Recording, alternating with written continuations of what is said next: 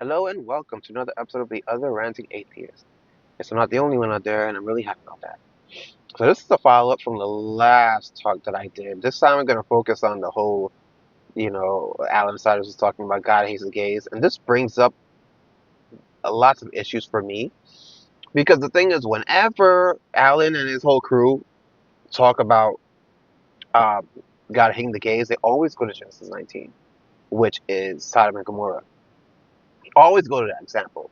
And my question is always, okay, so you're going to the tried and true Sodom and Gomorrah, Genesis 19, evidence for God hating the gays, apparently. But here's the thing.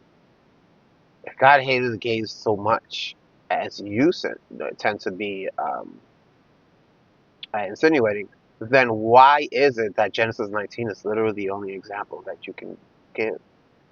And the answer to that is the real reason why Genesis 19 is the only example they can give is because that's the only example in the Bible. So is it that, after Sodom and Gomorrah, gays just stopped existing, so God didn't have to burn down any more gay villages? Is that how it goes?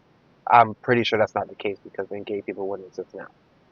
So then what what is the reason? Why is it that, God hates homosexuality so much that he only managed to destroy a town that was apparently rampant with homosexuality only once? Only one town.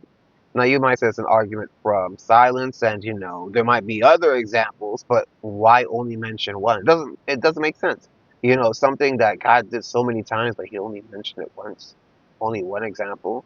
It doesn't make sense. And if He hates homosexuality so much to the point where there are so many homosexuals that He'll destroy a whole town, then why is America standing?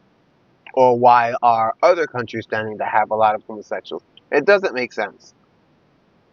But this is what Christians will do. They will go, again, defending a narrative that they have, they will go to an example, a scripture, and say, see, this is in the Bible, therefore my narrative holds. But, and specifically for the case of homosexuals, you only have Genesis 19 as an example. You have no other example. You might say, well, Romans 1. My issue with tending to use the New Testament as an example is that it's not really a good example, because you can only go to what Paul has to say.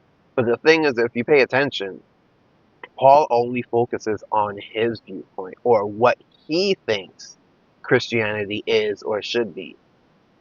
But if you're a Christian, then you're supposed to follow Jesus, not Paul. And you might say, I mean, other Christians fight back against that. But the thing is, if your priority is following Jesus and not Paul, then in situations where Jesus and Paul don't agree, you're supposed to choose Jesus over Paul. But that's not what we see. And again, this is part of the ambiguousness of choosing two positions. So basically, when Jesus and Paul tend to agree, then you'll use them both. But in situations where they don't agree, now you got to choose. And so in some cases they'll choose Jesus, and in some cases they'll choose Paul. And so sticking to the Old Testament, because the Old Testament is very different from the New Testament. In fact, a lot of things from the Old Testament change in the New Testament, and so when it comes to defending a narrative, you kind of have to change your approach to it depending on which testament you're using. And so, outside of mentioning what Paul has to say in Romans 1, Genesis 19 is really all they have. And again, if God hates the gays so much, you think that there would be more examples of God punishing people for being gay outside of Genesis 19, but you don't see that. You really don't see that at all. Not to mention that has nothing, you would expect it to be part of the moral law. Like, why is that not part of the Ten Commandments? Thou shalt not be gay. You think it would be there, considering that he hates it so much, and it's up there in terms of priority of things that he hates, but yet it's not mentioned in the Ten Commandments. Why? Why?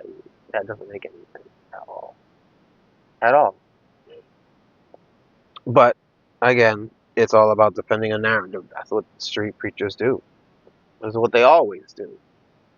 Um, so you have to think, why is it that Genesis 19 is the only example? When I'm talking about, I said you can go to Romans 1. Romans 1 doesn't give an example. That's just what Paul thinks about homosexuality. But in terms of an example of God doing something to punish those who are gay, Genesis 19 is really the only example you have. And to be honest, if you look at people who actually aren't apologists and study the Bible with objectively, they'll disagree that that's the point of Genesis 19. It really isn't the point of destroying a town because of a lot of the inhabitants being homosexual. That's not really the point of Genesis 19, Sodom and Gomorrah. But again, defending a narrative, that's the point. That's the entire point of mentioning Sodom and Gomorrah when it comes to pushing the narrative that homosexuality is wrong, among other things. Anyway, I just wanted to give a little talk about that. So I hope you enjoyed my talk, and I'll see you in the next one.